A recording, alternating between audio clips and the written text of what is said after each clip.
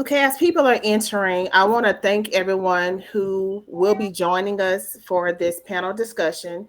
Let's talk about counseling and therapy. So, as Mental Health Awareness Month comes to an end, the conversation shouldn't be ending. So, today we have some very special guests who will join us in a discussion about not only mental health, but also the fear that some people may have about seeking help, especially counseling and therapy. We may have some topics that may be a little triggering for some people. If we do, I just want to remind people that we do have the National Suicide Prevention Lifeline, 1-800-273-TALK. We also have the Suicide Prevention Lifeline website. And if you don't feel comfortable actually talking with someone verbally, there is a crisis text line. So you can text connect to 741-741. You can text help to 741-741. You can text anything to 741-741. And that will give you the opportunity to kind of talk through and try to de-escalate some of the crisis that you may be having.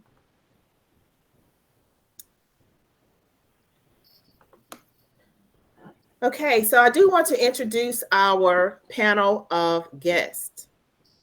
Okay, so I'll go in order. When your name pops up, please just take a moment to introduce yourself. So the first guest we have is Mr. Eric Presley.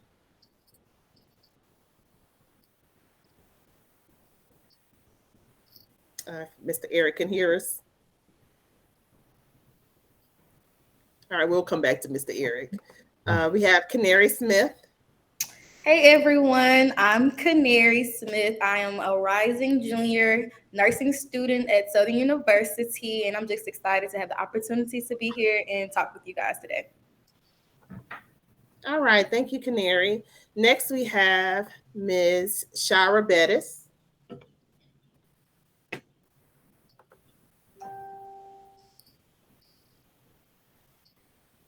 If Shara wants to introduce herself. All right, she may not be able to hear. All right, so we'll move back to Mr. Eric Presley. If you want to introduce yourself. Should we all introduce ourselves?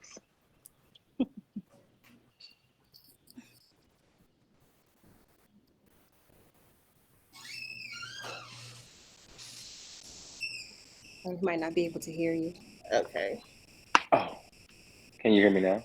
Yes. Yes. Okay.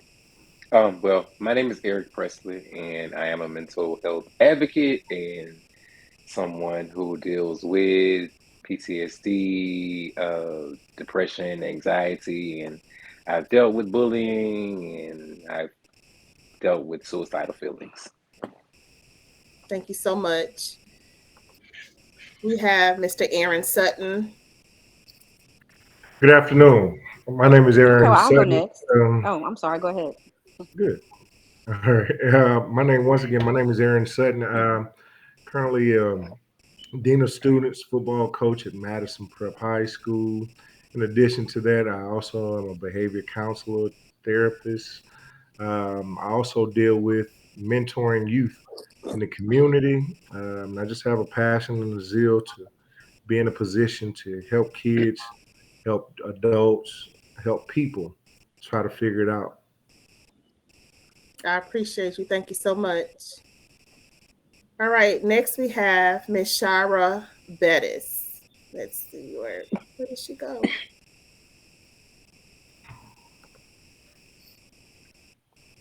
Looks like we lost Shara.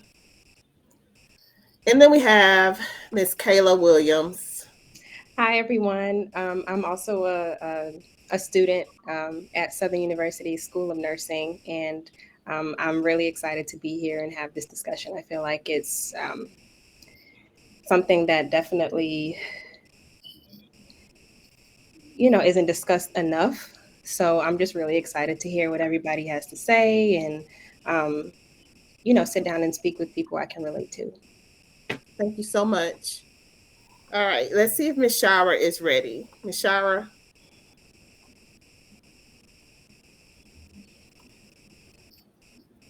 All right. So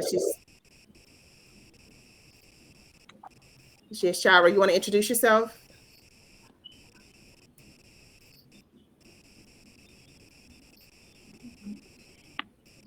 Okay, we'll come back to the Shira again. All right. We also have Mr. Reginald Did everyone else go? I'm Lamel. sorry, I was having a little technical difficulty. Okay, go ahead. I think there's a delay on my end. Can you guys hear me? Yes. Okay, good. My name is Shira. I come from twofold. I have dealt with depression and anxiety myself, but also my sons, and so we have a genetic component for depression and anxiety. Um, and so I was Rosalind is one of my friends, and so my middle son has dealt with bipolar disorder and depression since about the age of 16. And so she asked me to share our experiences with everyone. Thank you so much. Okay, so I met Mr. Lamel a few weeks ago on the Bully Box show. And every time I see him, I tell him his words, his passion, the compassion, and the understanding for others, especially those who may be struggling, really stuck with me. And so I'm going to allow him to introduce himself and we can open up the discussion. Thank you, ma'am. My name is Reginald Lamel. I have a master's in science and I'm an LPC, a licensed professional counselor. I am actually working two jobs right now. I am a full-time crisis therapist with the Center for Children and Families. I help kids between the ages of 0 to 18. And what I do there is we help kids who are contemplating suicide, attempted suicide, foster home transitions, expulsions, suspensions, kids who are going from OJJ custody back to normal life, whatever that looks like, and just kids who are in dire straits. If you could think about worst case scenario, I've either seen it or I will see it. And then my second job is with the Tree of Life Counseling and Consulting, where I'm slowly but surely building a private practice there. At the second job, I only see adults. I only have limited space for kids, but eventually, I'll somewhere down the line have a full-time private practice, but that's years to come. Um, I heard everybody give a little disclosure about themselves. So I too am a person who has struggled with mental health my entire life. My dad died when I was 2, my mom when I was 10. I ended up living with a family member who made life not so fun.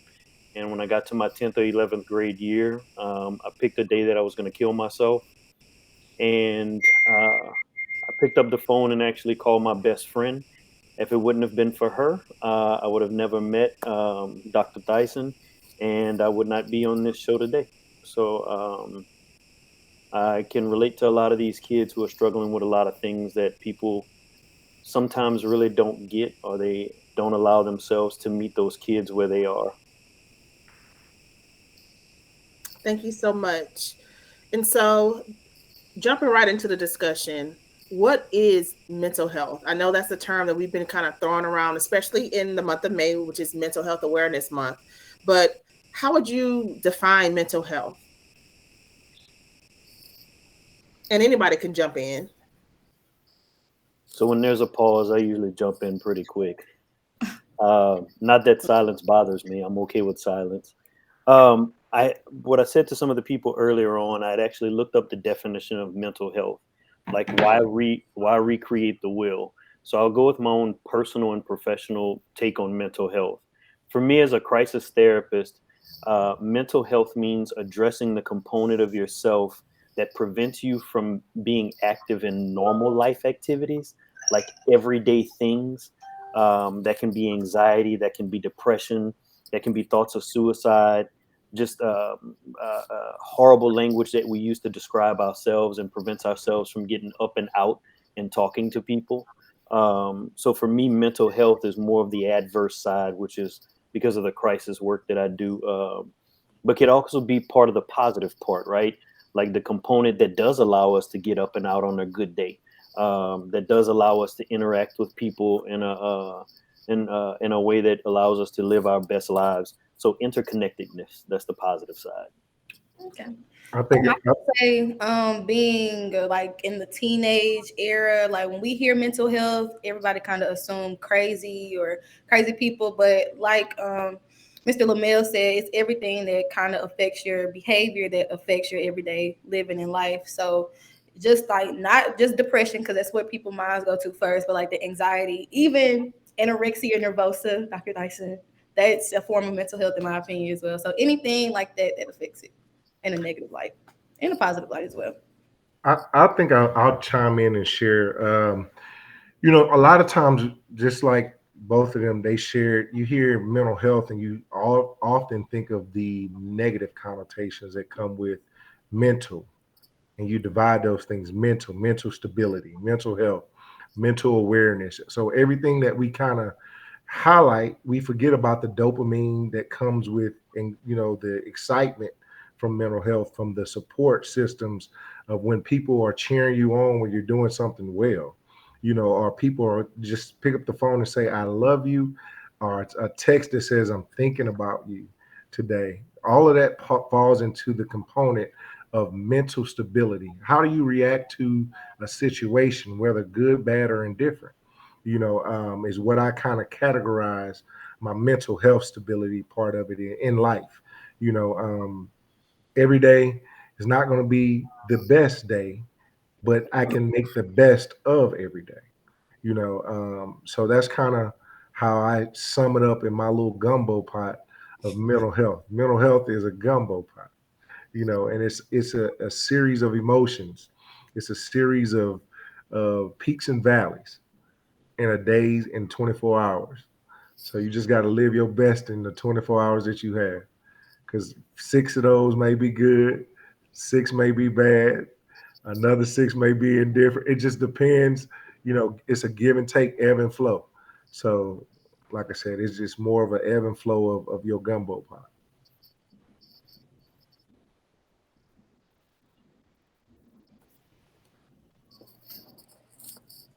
Do you have anybody else who wants to give their definition? Well, I have a question. I'm Okay. sorry.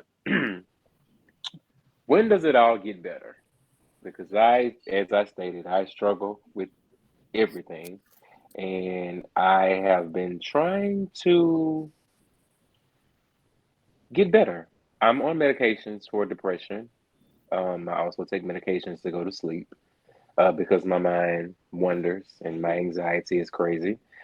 But I want to be okay, and it doesn't seem as though okay is attainable right now. So I don't know what I do in the meantime. I feel like since you are making like a conscious effort to get better, I feel like you should kind of keep track with your little milestones. Like you can't expect to just feel better overnight. But since you are like taking the necessary actions to get better, I feel like just keeping track of your little wins, your little victories will help you, like, feel better about your progress. Because I'm pretty sure you're in a place now that's way better than where you were like a year ago or 6 months ago, or even just a Mm. week ago. Like right now, you're better than what you were. So, To, that's to kind of be like a hard question to answer. When does it get better? I feel to be like, able to share it like you're doing. That's the first part to me, I think, to identify, hey, today is not a good day. I need to dump. I need to dump some of this off of me, because the more I contain it, retain it internally, the more the crisis of what I'm dealing with, the trauma of what's in my life becomes a real issue for me. So Hmm. the way that I think you get better is doing what you're doing today. So Hmm. as you continue to talk about it, when does it get better? Today. Today it gets better because you believe that it's going to get better today. You start to put that in the atmosphere that it's going to get better today. Something in my life is going to get better to make me feel better. So the Hmm. psyche of you speaking that into existence in your mind perpetuates your activity. And once your activity starts to reflect your thought process, then you're going to get better. So it has to start with you speaking it into existence. You have to live it Hmm. as better. So if it's your food choices today, If it's that I'm going to walk, I'm going to exercise, I'm going to do something to de-stress. Mhm. I have to take those small, like she shared with you, those small wins and turn that into my story. Okay.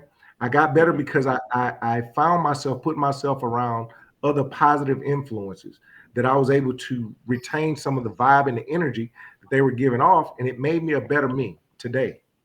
So within my 24 hours, I found 6 of them around or 10 minutes around somebody who impacted me enough to where I had a small win that I can build off of. So I'm gonna bounce off witness. Ladies first. No, I'm sorry. I was just gonna say, as someone who's dealt with depression myself, and completed a partial hospitalization program, and have done a lot of CBT, cognitive behavioral therapy. I was gonna piggyback off of what the young man was saying previously, that it really starts with changing your mindset and your way of thinking. And I know that's sometimes easier said than done.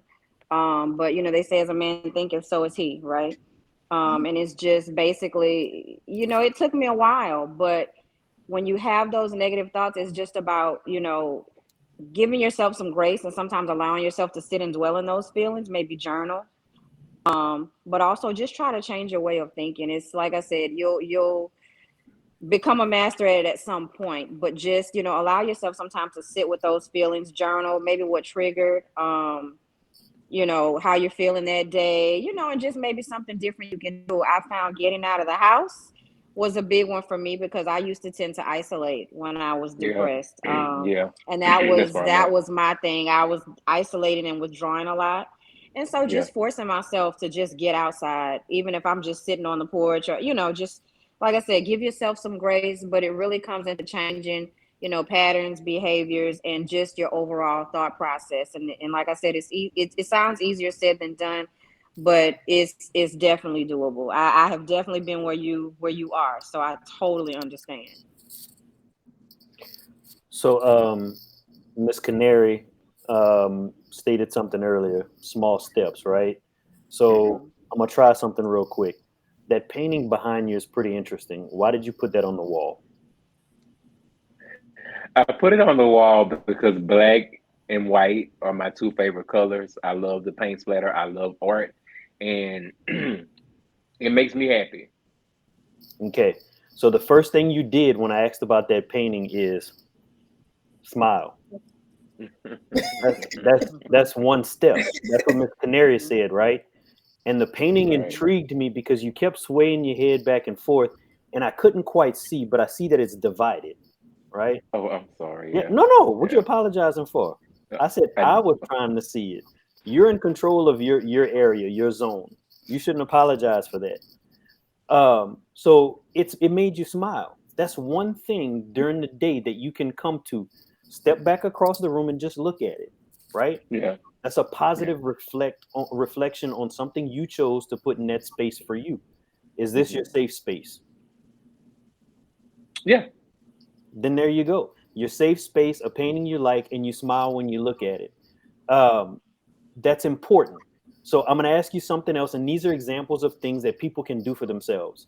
You can talk to yourself. It's okay. People say, well, just don't answer yourself. Sometimes I actually do answer myself. Yeah. It's not a whole conversation, but whatever.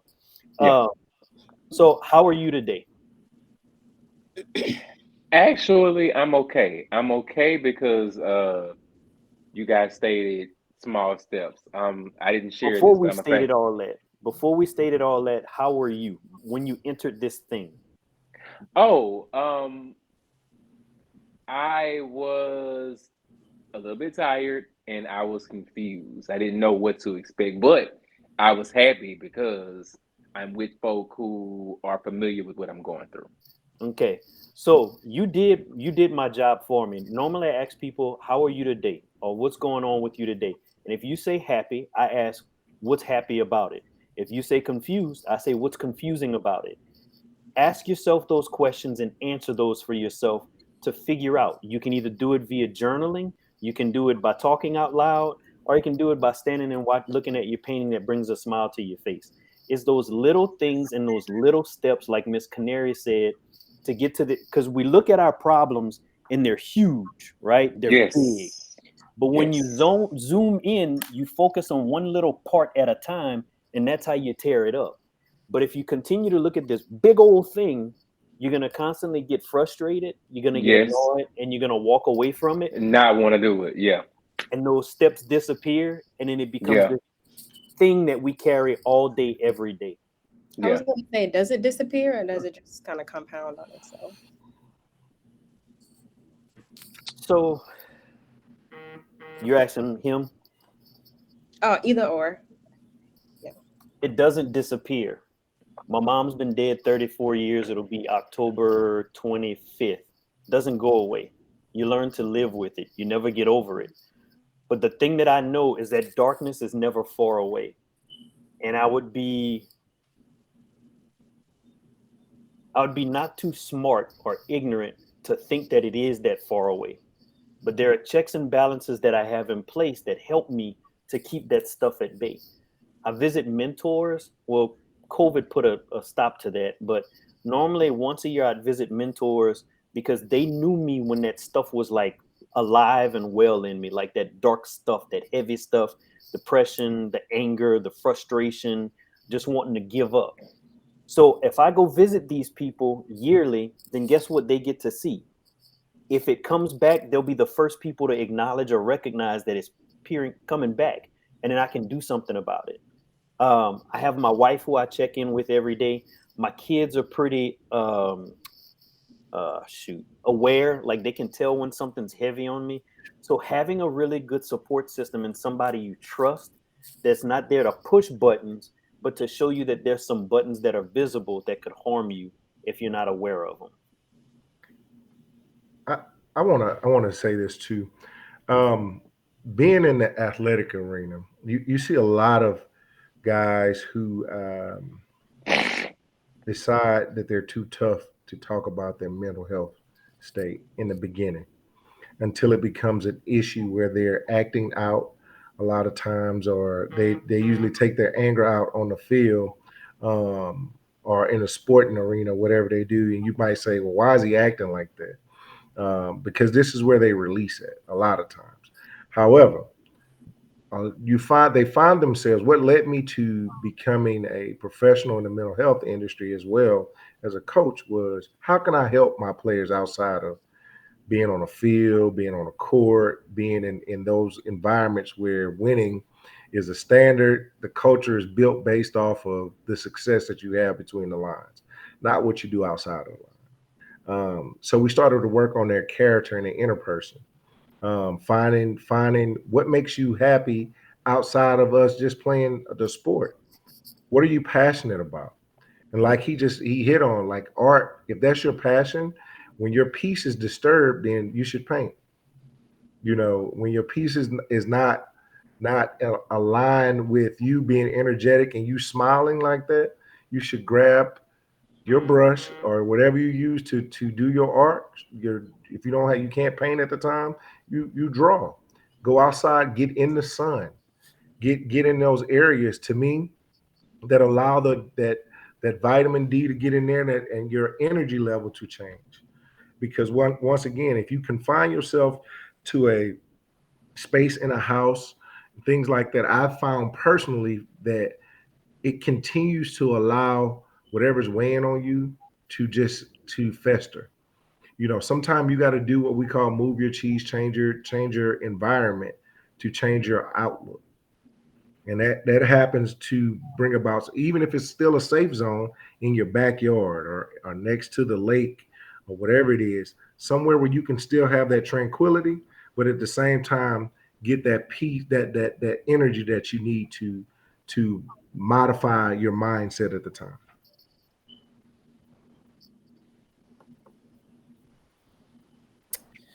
So there has been a stigma surrounding mental illness, mental health, talks of mental health. So what is that stigma? And in 2022, do you believe there is still a stigma surrounding mental illness or mental health? I don't want to be the first to jump in again, but I definitely think there is a stigma, but like you can't just put it in like one big thing. There's many different types of stuff. Like for one, I know that people are scared to be discriminated against because they say they have a mental illness, because they say they are sad. They don't want to be judged because they are. It's not common for like African Americans to go and search and seek for help, really, but you can't really blame us because it's generation after generation. If I go tell my mom, hey mom, I'm feeling a little sad, I'm feeling a little depressed, I'm pretty sure she'll just be like, kind of try and see what's going on. But since she doesn't know really how to deal with it herself, she could not give me exactly what I need in a way, if that makes sense. So, but that just goes back to the generation before her. I'm pretty sure her mom didn't know how to deal with it. So I feel like everyone is scared to really address the whole mental health thing head on. They kind of just try and find ways around it. Like, of course you're sad, so how can we make you feel better for now, but not really getting to the root of the issue? I piggyback on what you said. However, I also add this to it. Whether it's self-medication or it's, a formal medication given from a physician, a lot of people are using those as coping mechanisms without getting to the root of the issue. Mm-hmm. We're putting band-aids on the issue, meaning I feel good for the moment, Mm-hmm. but I don't get better Yeah. for the duration. I think the mental health stigma of why do you see the increased use of marijuana? Because when I'm in that state of mind, I'm able to have a sense of peace. My sense of awareness of my issues, the anxiety that comes along with me dealing and coping with my issues, I don't feel that. So therefore, I'm able to self-medicate with this to sustain through whatever I'm dealing with for the moment. However, when I wake up again, I didn't create a solution to the problem. I put a band-aid on it. Quick fix. And that I think so when we look at mental illness in today's time, the stigmas that are surrounded around it is that, I'm too cool for it. I can self-medicate to deal with it. I can take I'm on medication, so that's enough. I don't take the actual therapy seriously. Those are the pieces of it I think the school system you're starting to see because a kid's attention span is short, in order to help him focus. So his body builds I up think a too. tolerance to the drug that he's been receiving. I think there's a lot of fear too. Because if I tell somebody that I'm having a bad day, especially whenever Trey first died, I had a lot of bad days. And if people ask me like, "How you feeling?" I'm mad as hell. Well, why are you mad? You shouldn't be mad. That makes me not want to talk to you anymore. That makes me not want to open up because I'm trying to tell you that For I'm me, not okay. I just want to be happy. Ting. I just want to be happy. Like I want everything to be normal. So I think, well, I don't think I know mental health deficiencies run in my family. As my mom deals with it. But I think we all kind of sort of deal with it in my family actually, but I'm the first to seek help for it. And it's heavy. It's very heavy because it's like, I don't know what it takes to make me happy. The one question that I hate being asked is, what would it take to make you happy? I don't know. I think for me, I think that seeing everybody around me happy makes me happy because I just want everybody to be happy. Like if they'll be happy, I don't mind bearing my burdens. I don't mind like just seeing everybody else smile and know that everything is okay for them would make me happy. I don't know. I want to be happy. I just don't see it happening because I don't know what that feels like. Yeah. And like the second part of the question, so we said, the stigma surrounding it, but is there still a stigma? I think it is, and I think it's very common, but people don't know it, like they're not recognizing it. So for myself, like my sophomore year, this is when college got harder, because my first year was easy, it was a breeze, it was a continuation of high school. It felt like I didn't have to study, I was still making good grades. But then I go into my sophomore year, and then it's going into like, whoa, where is this grade coming from? Why am I not like achieving how I was? Yeah. So like this darkness, like it came over me, and I'm not gonna call it depression, because I'm scared to call it depression. I'm scared to say that I'm sad. I'm scared to like commit to that. So I kept like functioning through, but it was getting worse and worse because I wasn't addressing it, because I was scared to just say, hey, I need help with feeling better. Hey, I need like just reaching out for somebody. I didn't do that. So there definitely is still a stigma, and yeah, I see it all the time. And it's so sad, because it's like, what can you do besides give someone a listening ear? Because if they don't want to take your help, you can't force it upon them. All you can do is just offer their listening ear. So, but yeah, that's that. I think sometimes as empaths and caretakers, we don't want to burden others. When we're going through the depression, we don't want to upset or burden others, because we're so used to being the listening ear that when we're hurting, we have a problem going to others and saying, hey, I'm depressed, I'm struggling, I'm suffering, And so I think just as a community, we need to find, we need to have a conversation and find outlets of ways to, just check on one another, check on your strong friend. Hey, are you okay? No, really. Are you really okay? Because a lot of times I know for myself, people say, are you okay? Oh, yeah, I'm fine, and that's not always the truth. And so I think it's really important to be honest with those that we, that we care about. And, sometimes it's hard to even feel like somebody even cares about you or your feelings. When you're, deep down in depression, and I've been there as well. But I know that those relationships are very, very important. I don't like to lean on. I mean, I have two friends that I talk to, both of which deal with it same as I do. I don't like always being the sad friend.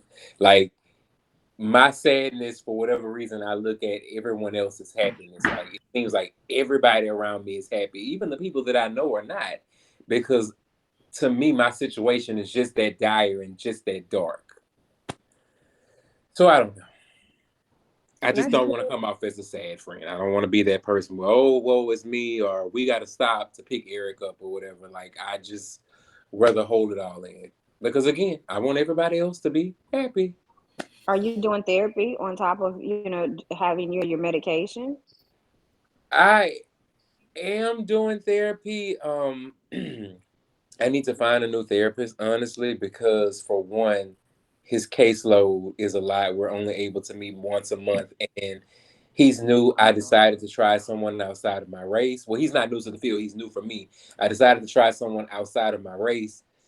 Each time I have tried counseling previously, it just, as soon as we're getting to like the nitty gritty and I'm seeing positive change, something happens with that therapist where they're either out of my network for health insurance, or they're leaving the practice for a while, or just different things come up, nothing bad. But my current therapist, like, I think I'm getting more of a therapy session here than I get with him. Like, I think he just watches me, and he'll throw in little tidbits and bits of things like, oh, maybe you should go to church and join a Christian group and thus on and so forth, which I'm okay, cool. But sometimes it's not enough. So no, like, when are we going through like the intensive therapy that my old counselor did? Like, she called it I don't know what she called it. It was intensive, and it required a lot of tears, but it saved me at the end of each session. And so we're not doing that. We're just talking, and I don't even know what we're talking about. Like, I'm talking, but I don't know. So yeah and no. I get what you're saying. It's not effective, but you're no, it's not. But I guess it's like I'm hopeful each time, because I know that I need to talk to somebody. I think that it would be much more effective, and I would be a much further if I had someone who was more effective than this guy is. So I am in search of a new therapist. I just don't feel like getting, and I'm sorry, I don't want to take all y'all's time, I swear.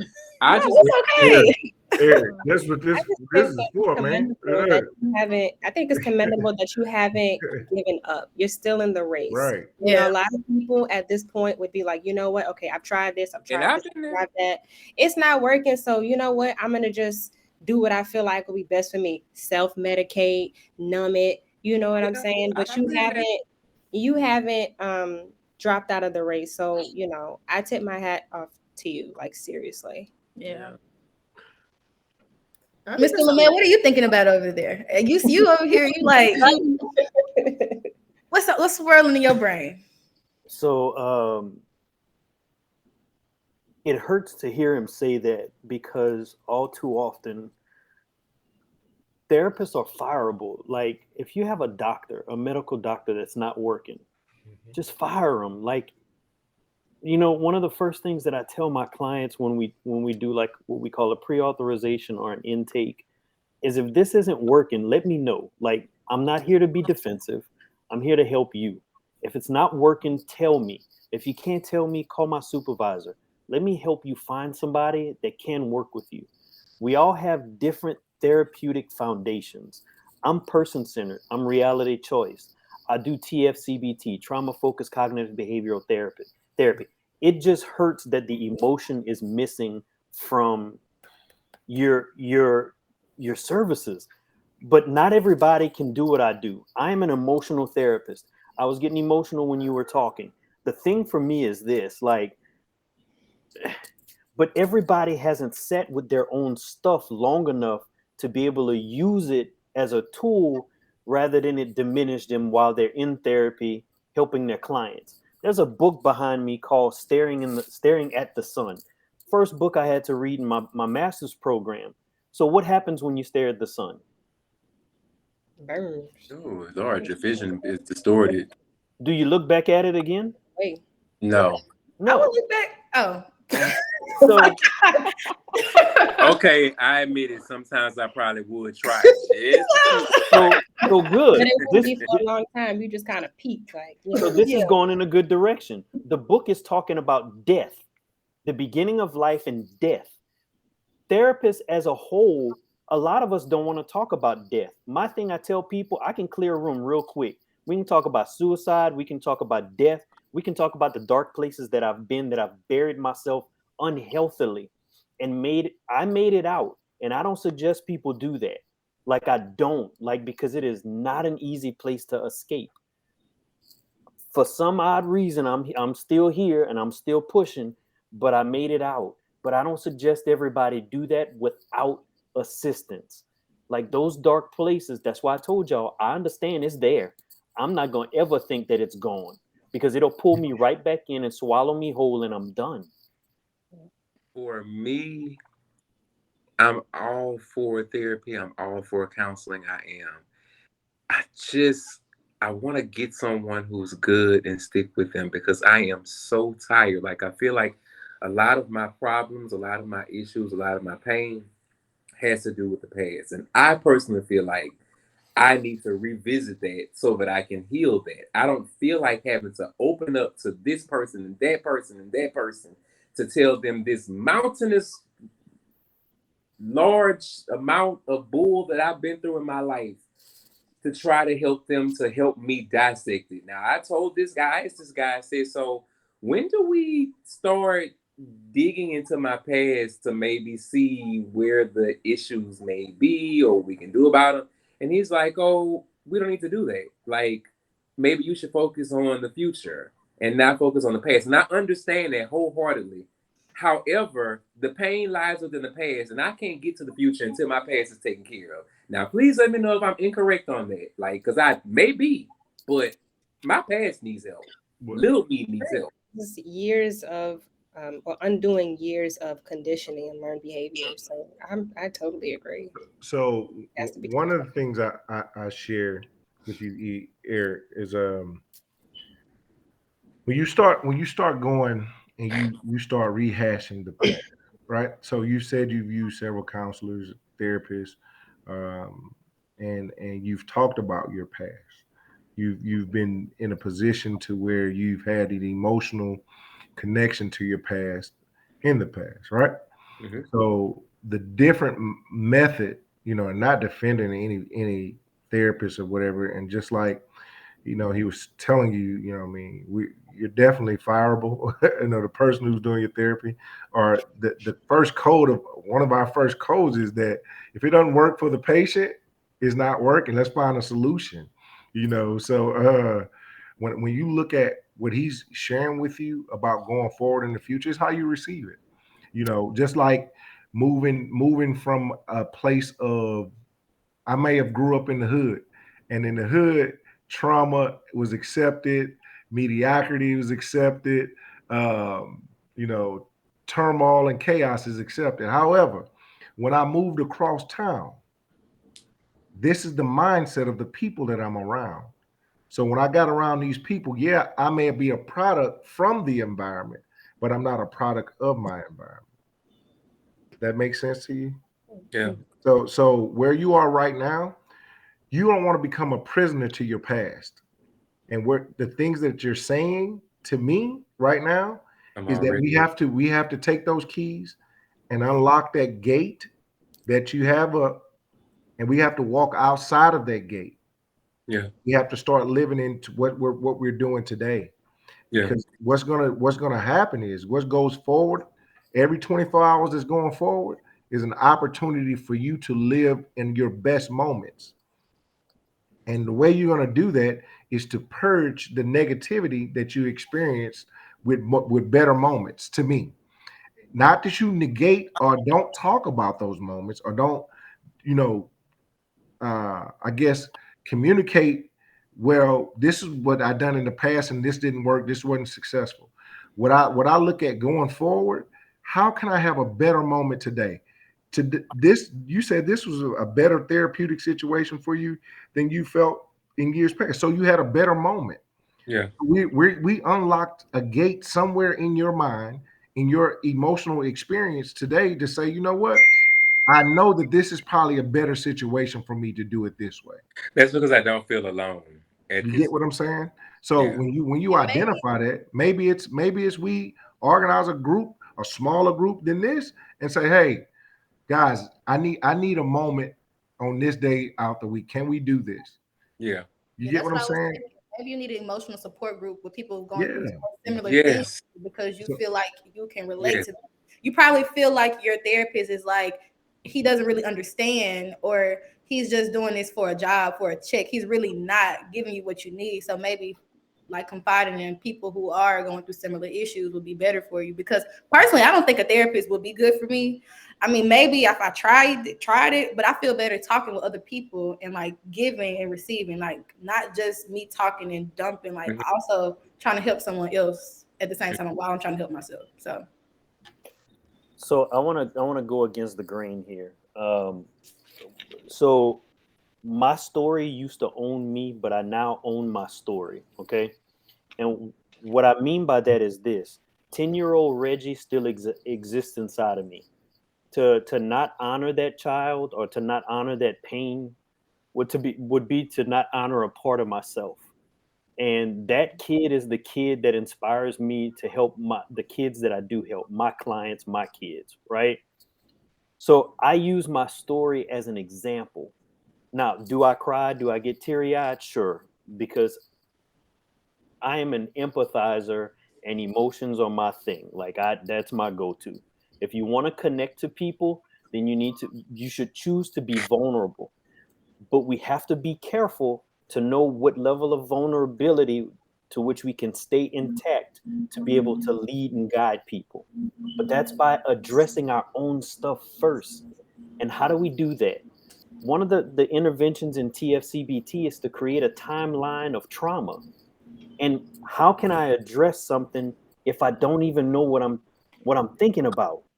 And the past is important. History will repeat itself if we don't acknowledge it. mhm. My life ended at 10. Another life began. That life was not pretty, right? But I still use that as an inspiration. And my best friend, too, I still use her as an inspiration for people to find that one person that when you feel like you're ready to die and you're done, you pick up the phone as your last ditch effort and you call, you reach out. But that alone feeling will get you every time. But I'm going to tell you this. I will never feel complete. I will never completely feel not alone because nobody will ever understand my story. Nobody will ever be able to connect to me the way I can. And hell, I don't even know all of me yet. Like I'm still discovering stuff. And that's the process. That's the part of it. But sometimes what happens in a session or with friends, it's not about you. It's about them. They're uncomfortable what's happening with you. When they ask Dr. Tyson, like, how are you today? I'm angry. How the hell are you going to ask me why am I angry? Like you asked. Like honor my feelings if you really want to take the time to. And if you don't have time, just say hello. Don't ask me how I'm doing if you're not ready to buy into it. Just say hello. Find people who are willing to not just tell you hello. Mm-hmm. Find somebody who's with, and stop carrying, I can't tell you what to do. You should choose to not carry this burden of seeking joy in other people. What is that? Like if you don't take care of yourself, you cannot take care of anybody else. I did community service at the Healing House when I was 25. I'm 44 now, right?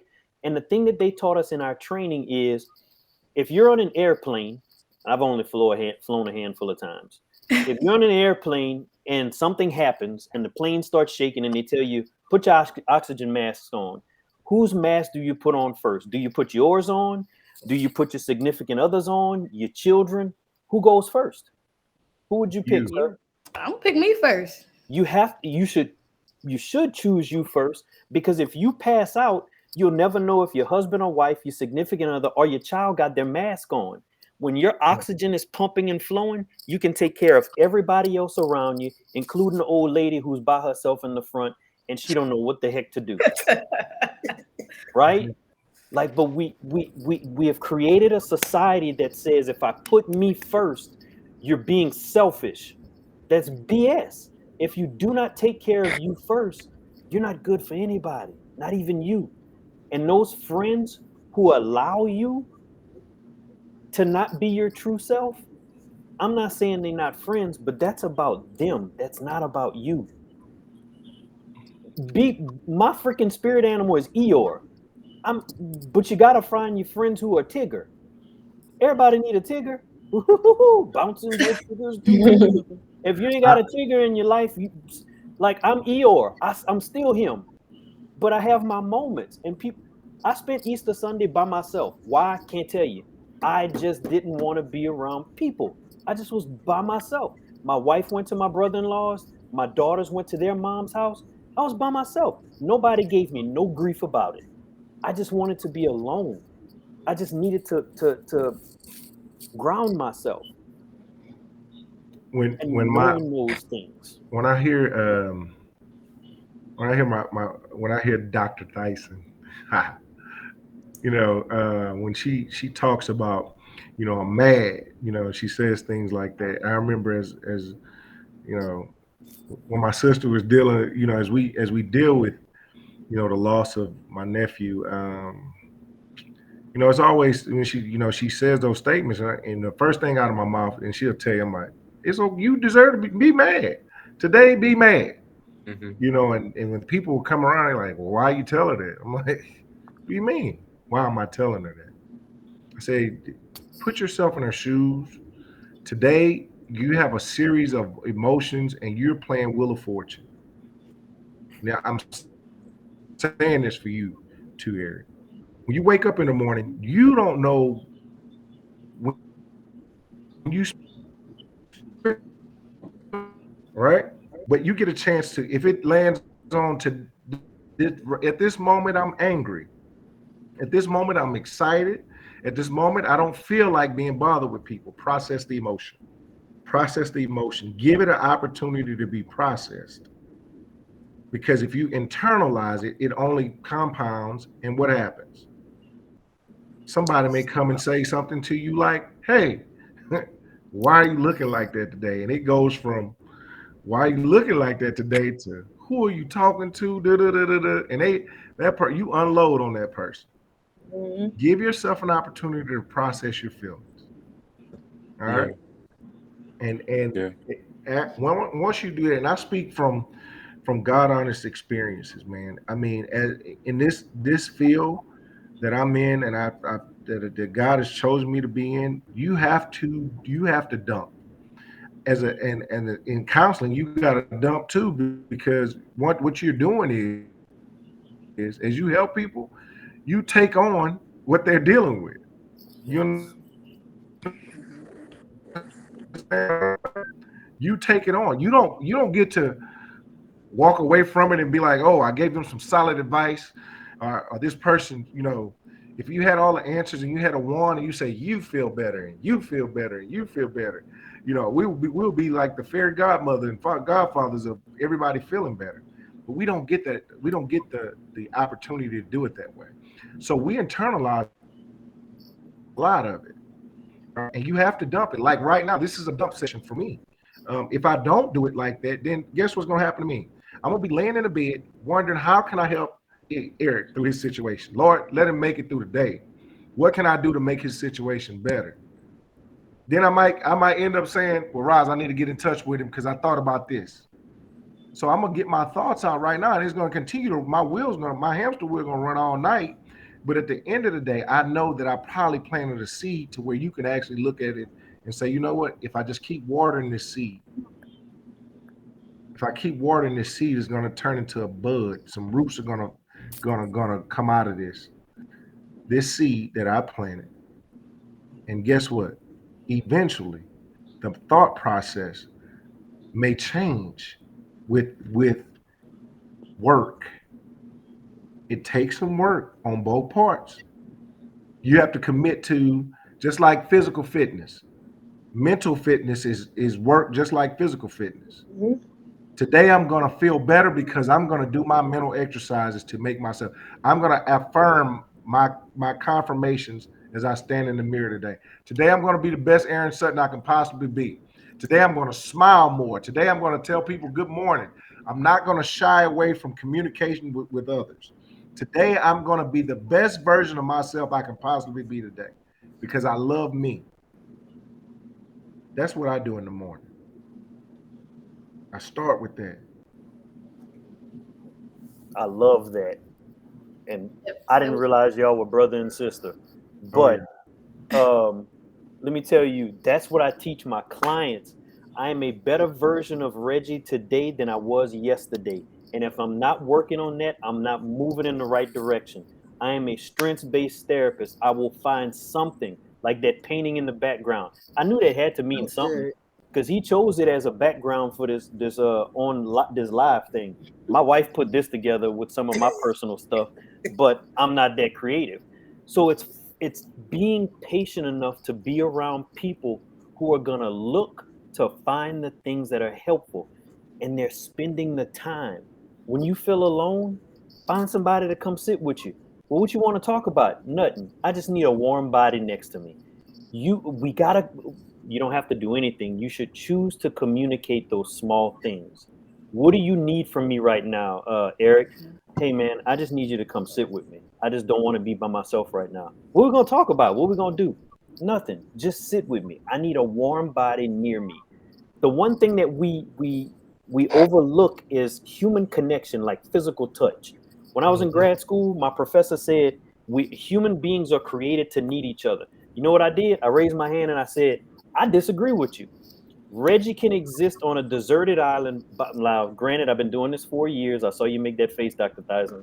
Uh, I've been doing this for 4.5 years, but my grad school program was maybe 5, 6 years ago, whatever. But I'm still that person. Put me on a deserted island, all my basic needs met, food, shelter, water, clothing, whatever. I'm good. I don't need anybody. I have been through too much to say that I need anybody for anything. Period. He and I went back and forth for about 10 to 15 minutes. It was a good discussion in front of the class. And finally, he got me. He said, okay, Reggie, can you be the best possible version of yourself on this deserted island? And you know what the answer is?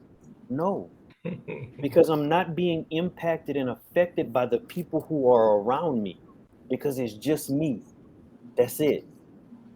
And I think that's what Dr. Dyson's brother was saying, and I can't remember his name right now, is that Aaron being Sutton. Aaron, being on that island alone, man, we think we can survive there, but it's impossible to be the best version of yourself, because people impact us. Human touch is important. Compassion is important. Without it, we are done. You can last for a little while, but it's not a long-term fix. I agree. Um, I saw I know we kind of steered away from we're on the task for the question, but just another part of that, the mistrust of healthcare, especially mental health. So in the school system, as an administrator, you see oftentimes that in a poverty stricken area, that mental health is used as a form of income. What do I mean by that? If a child is diagnosed with a mental health condition, the state will will subsidize that with some form of money. All right, so ADHD, SPED programs that said the kid has bipolar or mentally challenged, then that means your allotment of money is set aside for that, and the parent may receive extra funding. All right, some parents are using it that sustains their household. Depends on where you're at. That's a form of income for the household. And why am I bringing that up? So is it really a value of the system? Are they really using the services to help improve the life of the person, or is it used as a form of, like I said, income to sustain a lifestyle? Codependency. No, Yeah. it's not at all. So It's it's elongating my child's problems. My child's problems could probably be solved through counseling, but you're throwing money my way, so I'm in the need of money. So hell yeah, my child's crazy.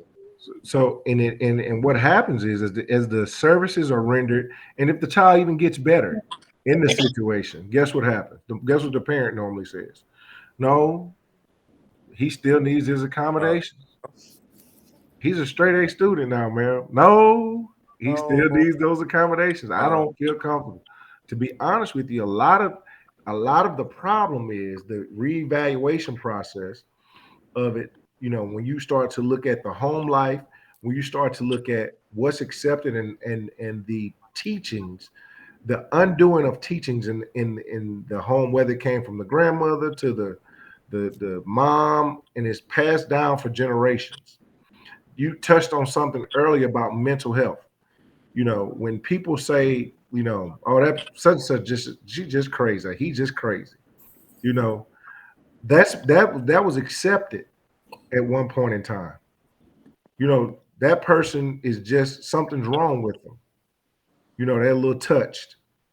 And we never in the black community, the African American community, we never really took mental health to the level that we should have, because it was more of a cliche to say, I'm crazy, or that this person they're a little slow. Those types of things were once again jaded by that, or some money was thrown at the situation. So it just, oh, she a little slow, so we gonna just work with her at home. And they never went and got any services.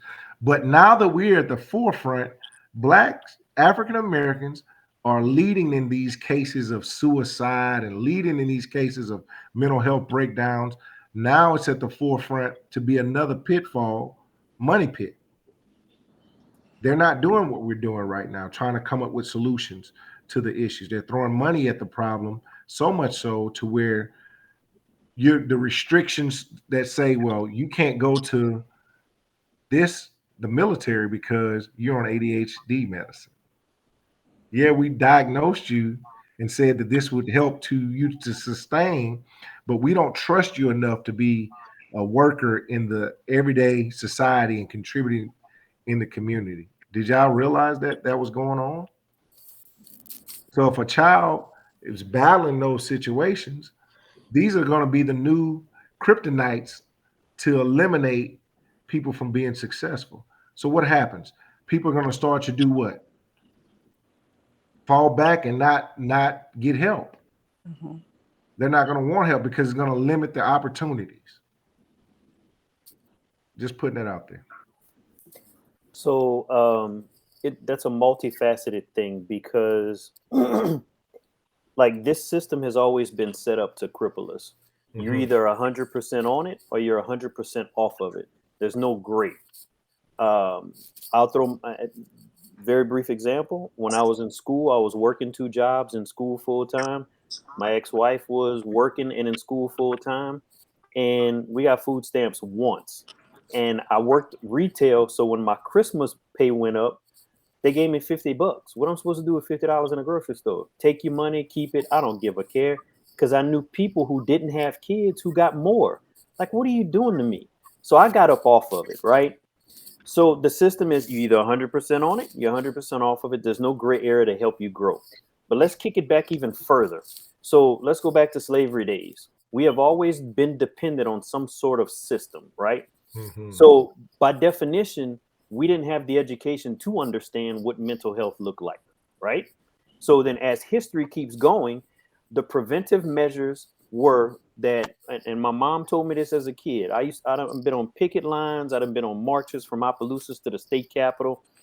If you want to keep a black person from knowing anything, put it in a book, because N-words don't read. And that's how they've been keeping us in check historically. So they didn't allow us to read on the plantations because knowledge is power. Why am I going to let you read when I got full control of you? And that was elongated for far too long. And that, I think, is the initiating crippling effect to the things that you were describing, Mr. Aaron.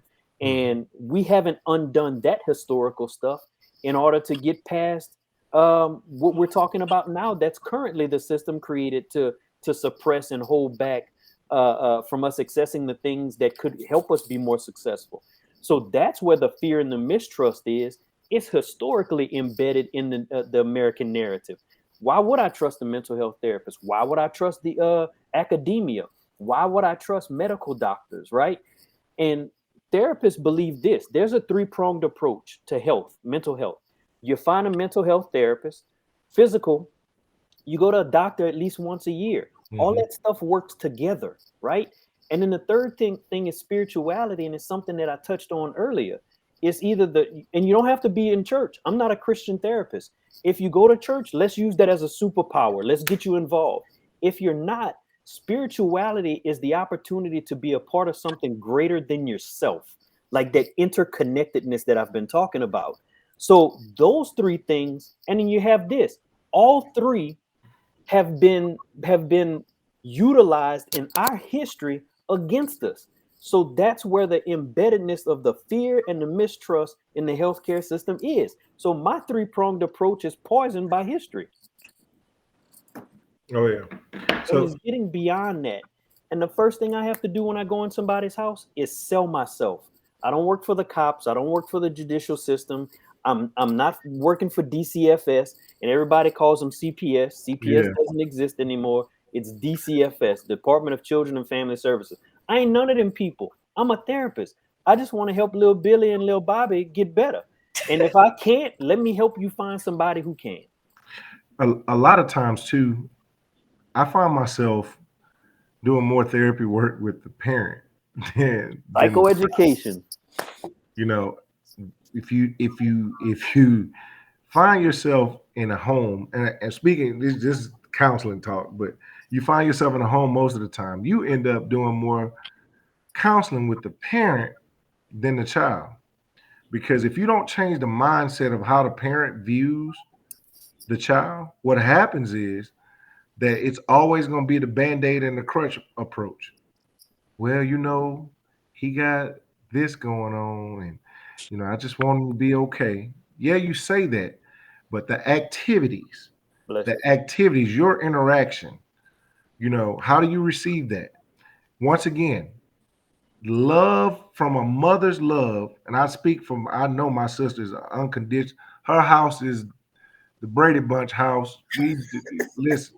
I'm Dr. Let me repeat, Dr. Tyson's house. No, it's the house of love. You understand? It is. Still to this day it is.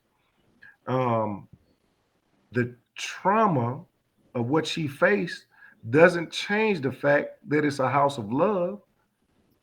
It don't change that because once again, right now over in her house, and my nieces and nephews, the other ones are in a whole nother state. Guess what's at her house? Children getting dropped off because it's still right now is a house of love that she's still extending her olive branch.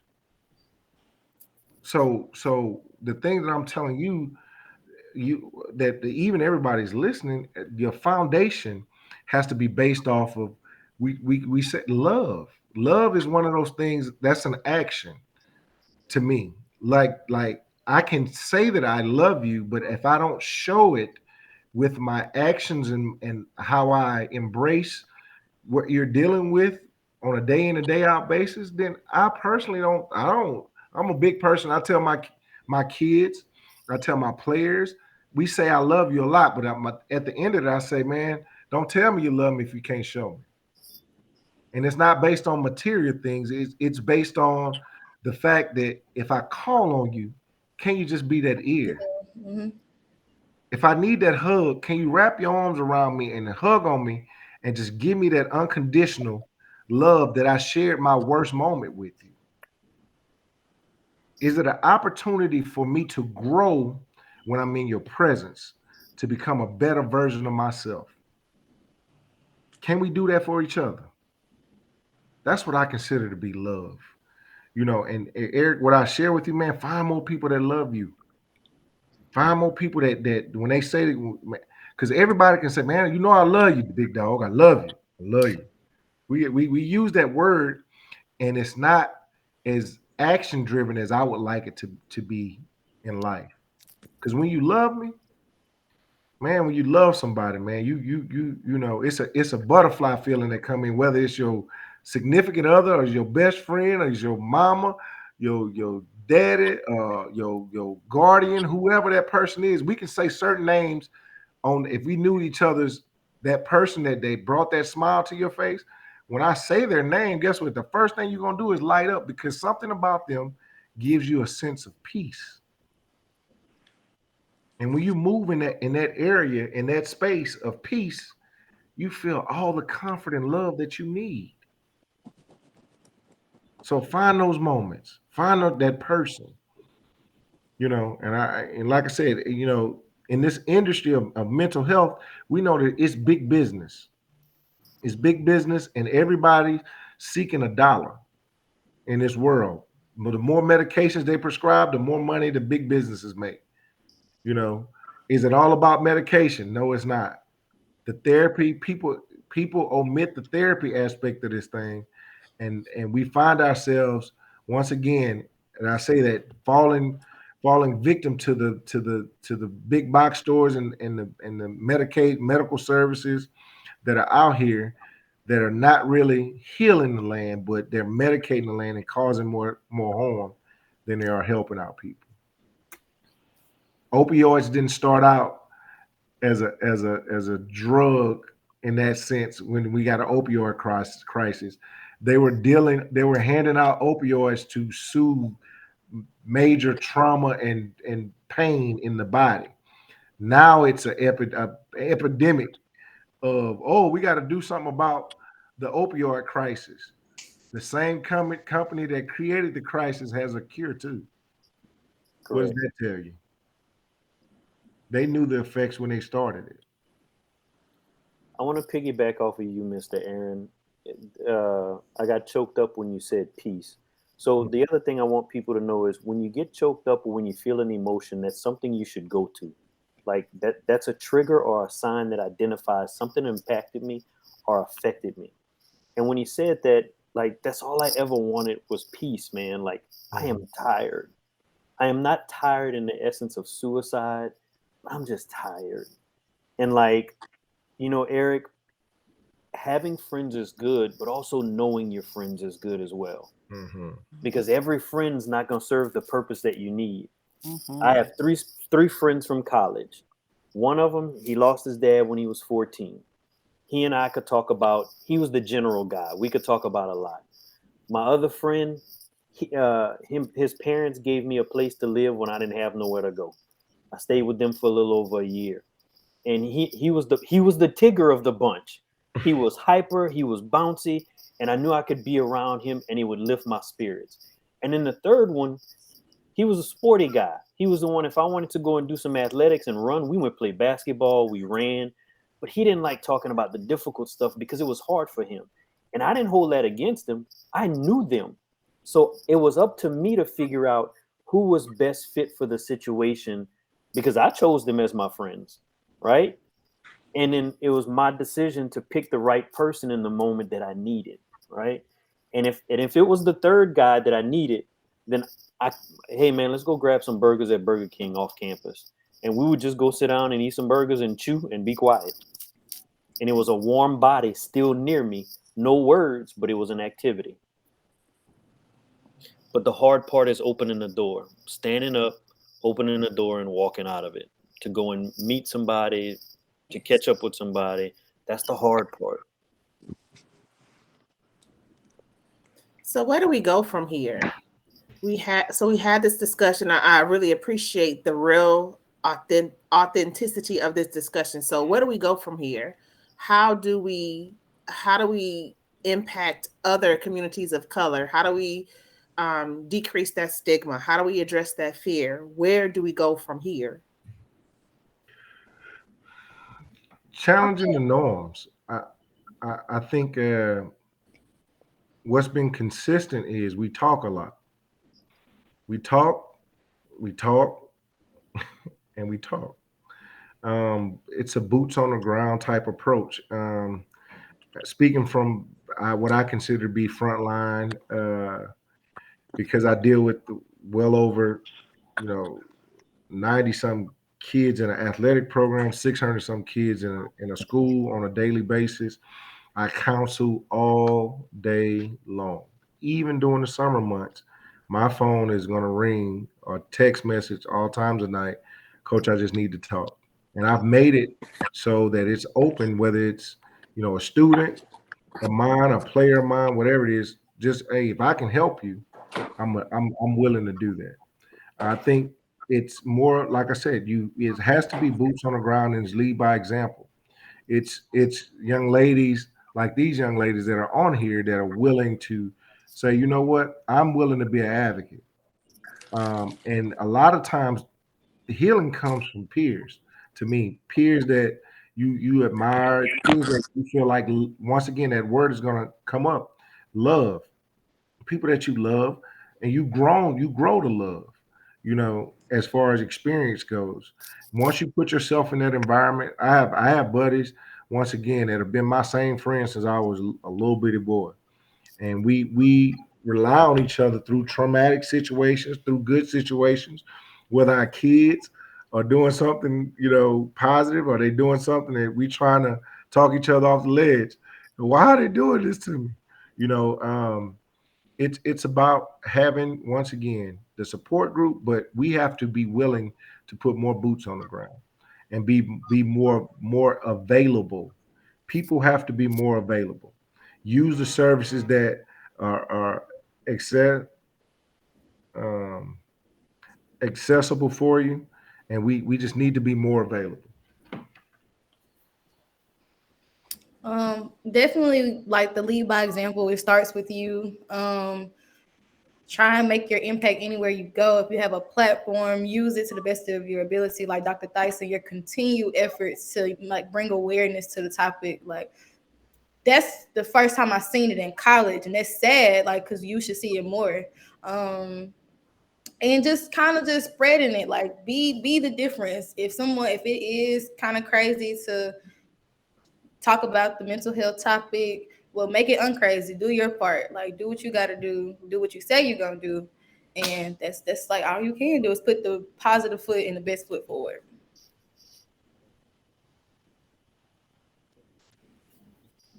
I agree that just showing up is taking a big step, because I've always been told by my friends that you're like the leader of the pack, and you know being a leader is a full-time job, and I'm used to just being by myself. You know what I mean? So when I got to college, I knew that I had to network and I had to connect with people, and you know just having that title was a lot of pressure. So there are days that I really don't want to show up. There are days that I don't, sometimes I doubt myself, and I just feel like people who also have this title, they can't think that. They just have to show up. They have to just show up. They just have to be that, because people are looking up to you. People are watching you, whether it's siblings, friends, people that are older than you, family. So showing up is just important. I think that you know that's where we can go from here. Just continue to show up. And accountability. If you see that someone is like kind of being a bully to someone for going through these mental health things, or making them feel like they're not in a safe place, call them out. Make them an example. If they basically, that's it. That's all you can, plain and simple. If you see someone doing it, call them, like making someone feel less than or shying away from the topic, call them out. So I'd like to reframe that. How about we not call them out and we meet them where they are? Yeah. Because we That's talked that's about really- Dr. Thyssen being angry. What if I approached her one day and it wasn't a good time and she snapped? Well, in the position that I'm in, I understand where she's at. Okay, so you had a bad day, and then I immediately start thinking, okay, how do I de-escalate her? How do I what do I do? What do I do?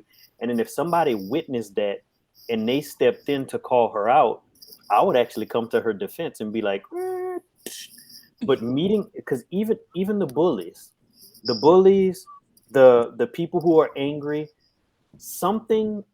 it's always something behind that behavior. That's all mental health. Bullying is a mental health condition. Because when they're at home, they might Yes. be being bullied by somebody else. It might be the opposite way at their house. So all of that, that's what I'm saying. We categorize it from a standpoint of victims, but the person inflicting the trauma that's a mental health condition that they have as well. The traumatic parts of what they are willing to do to another person and not realize that this is harmful is mental health issue. And some people who are willing to, once again, absorb things and say, well, you know what, they didn't mean it. They're not going to do it again. Just like abuse. Abuse is a mental health condition.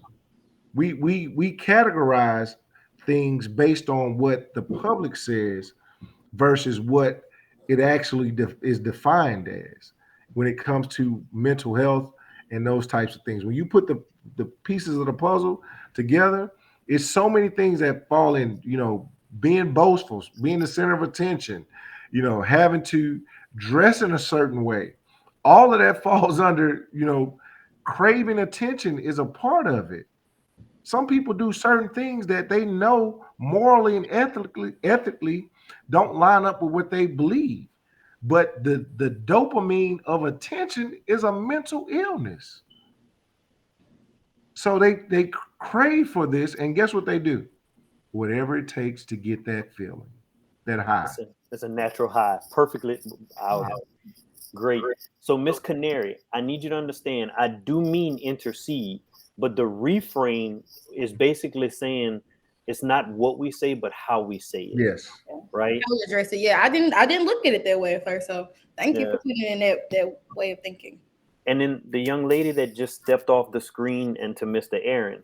So how are y'all doing self-care? Because what I heard you say, Mr. Aaron, is that your phone is on 24/7. That's not healthy. And top right corner on my screen, the young lady that spoke, she said that she's the leader of the group. And when she doesn't feel like being the leader, she just doesn't show up. Is that healthy?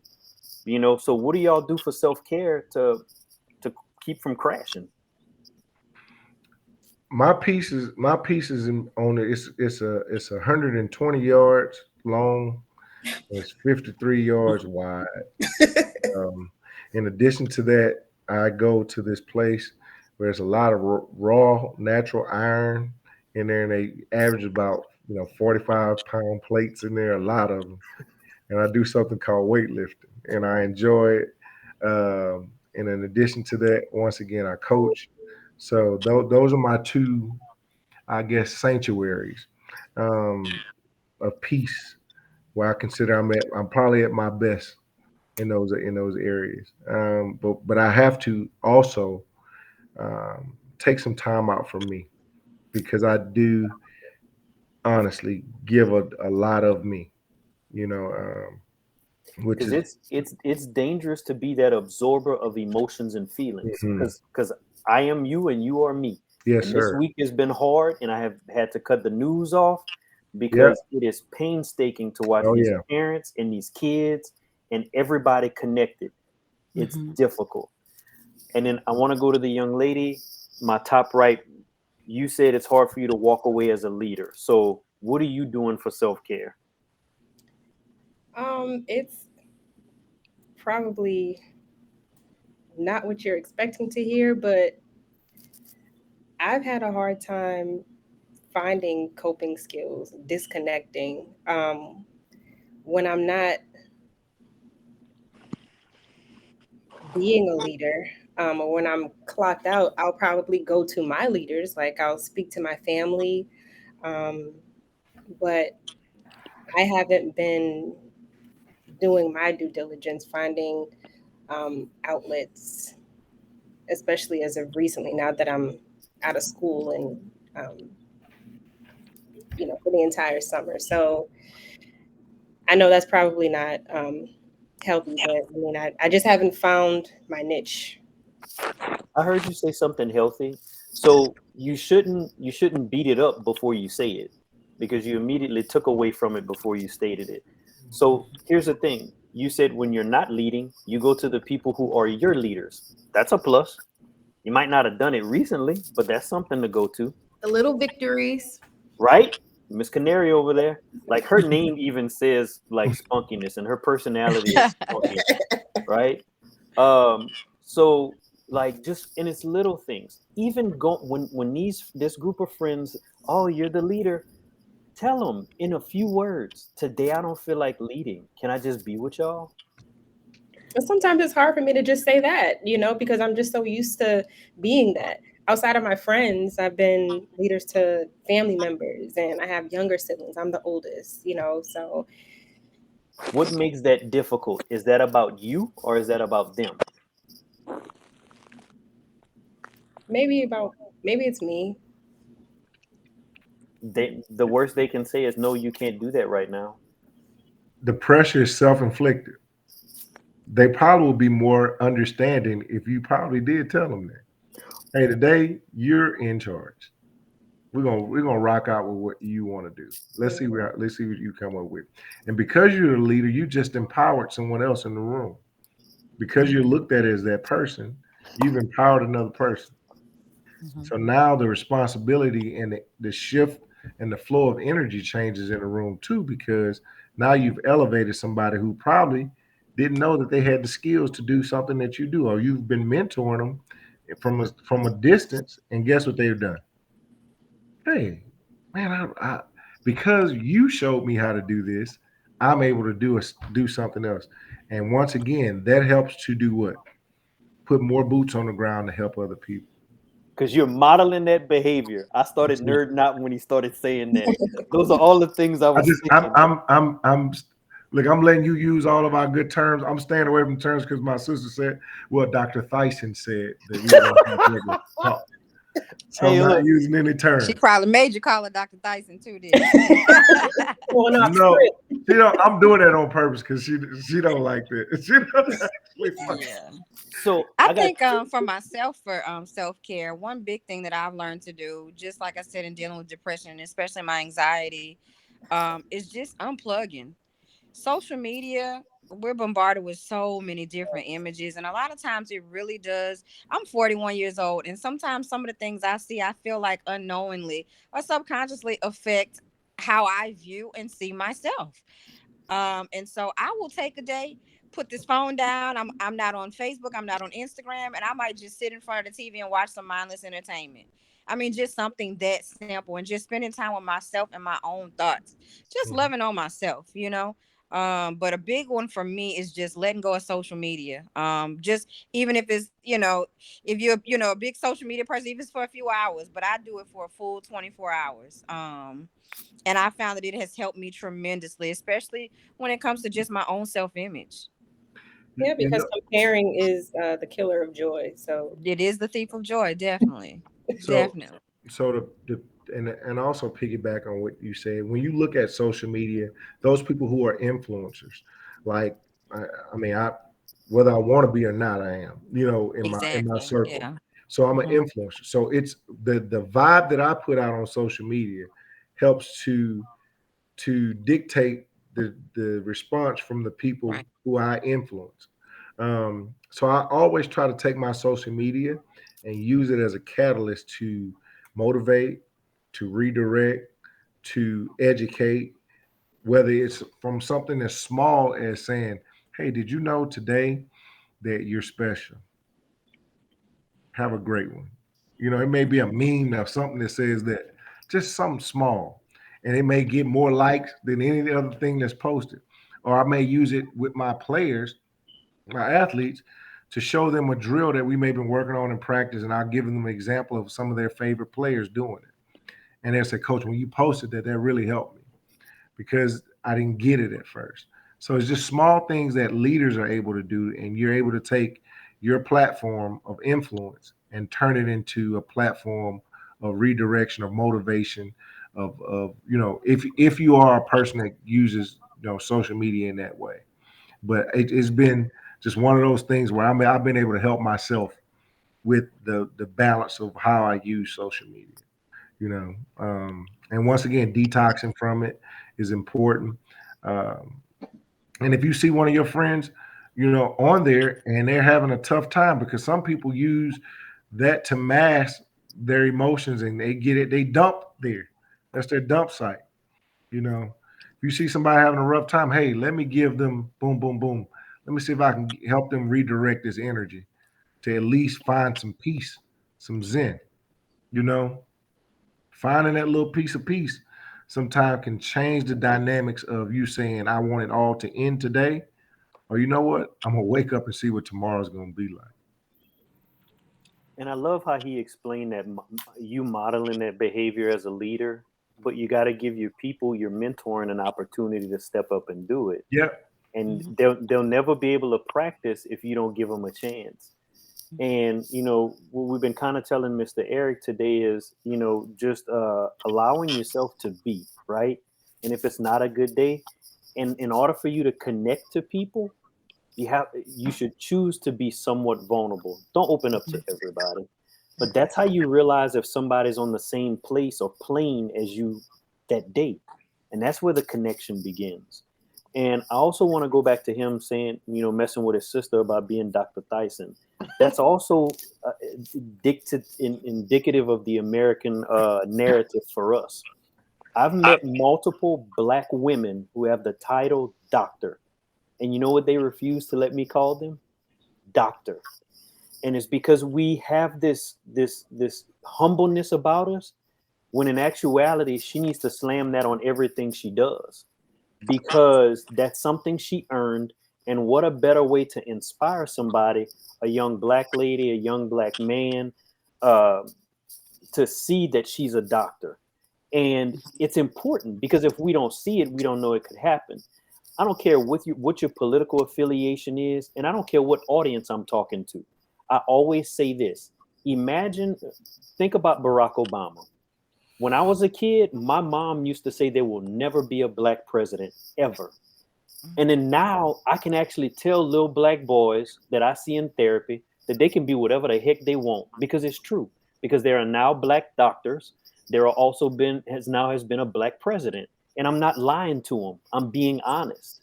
because there was a time where you'd kind of be lying because you knew that once they got up and out in the world, people wouldn't allow them to be in those positions. So I call her Dr. Thyssen. I call other Black women Dr. Thyssen, and I call women in general their titles because this is a male-dominated world. And unfortunately, the American narrative shows that Black women have always been at the bottom of the totem pole, not only with the things that you face on a daily basis, but also the things that y'all have to face in the medical industry. There are more Black women that died given childbirth, and this is supposed to be the modern world that leads everybody else into the forefront of everything, and it's ridiculous. So that was the part that I wanted to share, is the Dr. Thyssen part. But that's also that adverse thing that's embedded in American history and words. So he said that I was using these words. So let me tell you guys, there's a reason I use these words. It's because when I got into grad school, I was the old dude. When I would get off of work, I was still in a suit because I worked at a place that I was supposed to wear a suit. And I was in class with all these younger kids. And when they opened their mouths, they were saying all these psychology terms. I was like, what the hell am I doing here? I am an idiot. Like I said those words. I'm not an idiot. So when I started learning this terminology, I am waving that like a proud flag. I learned this. I'm still paying for it, and I'm gonna be paying for it for a long time because of those loans. So I'm gonna wave that flag.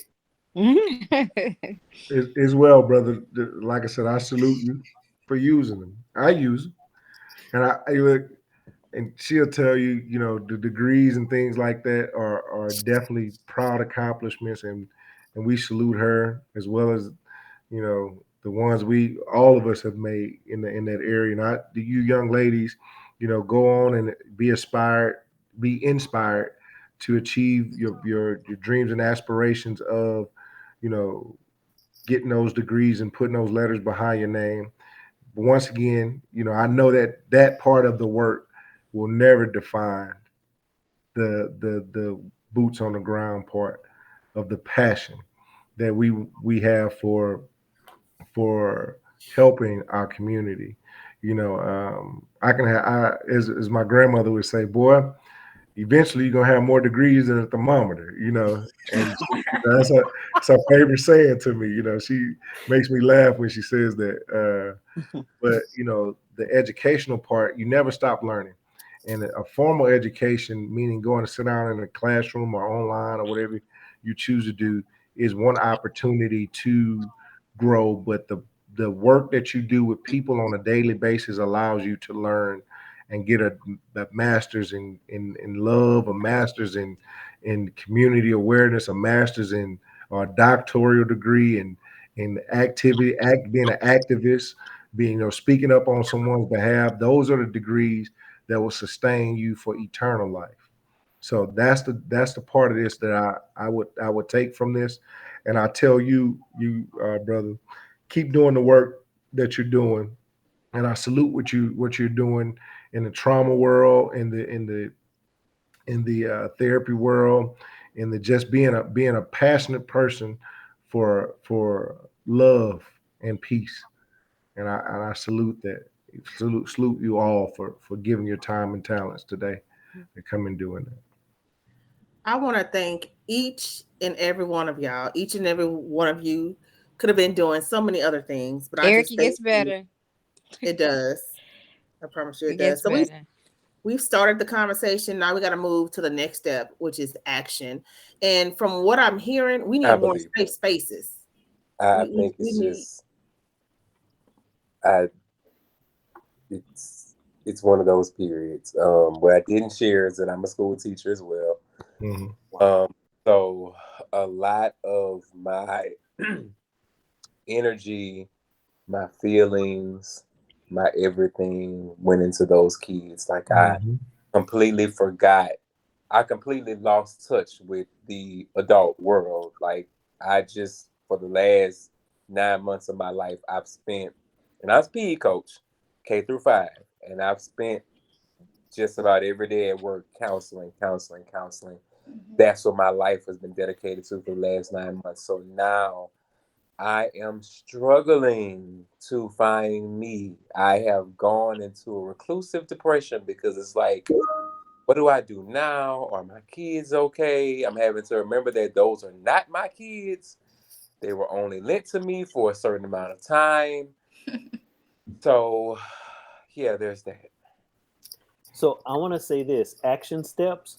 Eric, I think you started us off on the right foot. So you want to talk about action? I think you stepped in and was vulnerable from the beginning. So, and you can claim those kids because I call my clients my kids, and I only have them for 2 weeks, 14 days, and you know, I don't never let I never let mine go. Some of them I've had since they were 5, 6 years old. They 25, 26, 27 years old. I don't, they're always going to be mine. You and know, being a dad, I'll tell you this, Eric. Eventually, one of those kids is gonna come back and let you know what you did for them. oh yeah. You don't never get it up front. It's always when they get older and they're able to communicate it to us in the way that we understand. Mhm. But man, kudos to you for being a teacher, especially at this time. Sure. Like that's another level of mental health that we could have a whole nother conversation about. Pandemic, the 21 lives from the massacre in Texas. So, you know, I salute you for that. I could not be a teacher. Uh, that's a lot. You are a teacher. You can't say you cannot be. You are a teacher. That's not true. Not I in the need you to classroom. retract. You are in a classroom. You're in a classroom right now. So yes, you God. can be a teacher. You are a teacher. You were teaching today. That's what you did. Thank So you. yes, sir. you are. Take those words back. You I can take be them. a teacher. I am not a traditional teacher, and I don't Okay, think you're I can not a follow that traditional path. teacher, but you are a teacher. We're gonna Thank say you for that. that reframe. I There it is. appreciate that. There it is. And my Good wife just clapped on the side. Yeah, you are definitely a teacher, brother. We all are. Trust me. Yeah, good deal. Yeah, Miss Canary, you also are a teacher. You said "oh," I don't know what you were awing at, but The profile picture. I see your your wedding photo. I think. oh my God. So I was gonna compliment you. You also are a teacher. Like the energy that you bring is impressive. Even when I stepped in, you were already in it. Like, and as a youngster at 19, continue to remember that that's a part of who you are, even on the difficult days. And people are watching you too, by the way. Thank you. That means a lot to hear. Good job. Good job today. Good job. Good deal. I think Dr. Dyson is frozen. She is. Oh, I'm not sure. Look at something. Her heart glasses haven't moved in a while. I'm surprised she don't have the earrings today. She got heart.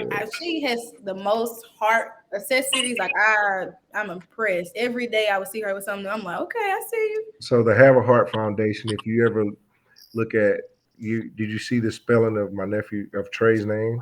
Heart backwards, yes. Yeah. When we had, what was it? I think it was like when we were getting ready for classes, like nursing classes. Dr. Dyson she was 2 weeks ahead. She was already like introducing herself, getting us excited, getting us ready. And that's when she told us the story. Like she mentioned she had a foundation in honor of her son. And I was like, that's cool. So and yeah, she has like have a heart engraved on the side of like her glasses. Yeah. Can you wrap it? Okay. All right. So I'll be doing the closing words and tell you guys thank you so much for everything. Her camera's frozen. But once again, we had a great time, man. Anybody have any closing remarks that they want to give or anything that you want to say? I think we've all kind of gave our little spiel about, just some encouraging things at the end. But if anybody else has anything to add, go for it now. So I always have something to say, seems like. But anybody who has been affected by anything that has been said during this broadcast or this video, please make sure that you go and call the National Suicide Prevention Hotline, talk to someone, debrief with someone. Just know that you're not alone. And sometimes it's hard to believe that because we end up in that little shell or that cocoon. And I appreciate being part of this group. one thing I always tell the kids that I sit with, I learn something from these children every time. And I feel like, I'm not calling y'all children, but I feel like I've learned from you guys as well. Everybody's input was important. And, just remember the little things. Eric, you're painting behind you. Take a look at it when you need a smile, man. And to the two young ladies whose names I can't remember because your name isn't on my screen, I appreciate y'all input as well, and being open about your own family stuff. Vulnerability is difficult, but if we don't practice vulnerability and allowing people in, and it's hard. I'm only like this. 15 years ago, I wouldn't have been talking like this. This is only recent stuff. So it takes time to get here, but being vulnerable is important, and belonging begins with us. It's our choice, it's our decision, and keep moving forward. Right. Good deal. Thank you so much, guys. I really appreciate you. Anybody else? Once again, we have the National Suicide Prevention Lifeline posted. If you see something, say something. Once again, whether it's trafficking, all of these things, suicide, trafficking. These are things that are going on in society, and we can't turn a deaf ear, and we can't turn a deaf ear or a blind eye to it. But we have to show that we care about our community, and we have to show that reinstilling love for one another is probably the biggest thing that we could do for each other. And it starts with an action. Because when I start loving, I'll live in peace. And when I live in peace, we have a better community. And we have a better community, we have a better world. All right? God bless. Thank you. God bless y'all. Good night, everyone. Good night.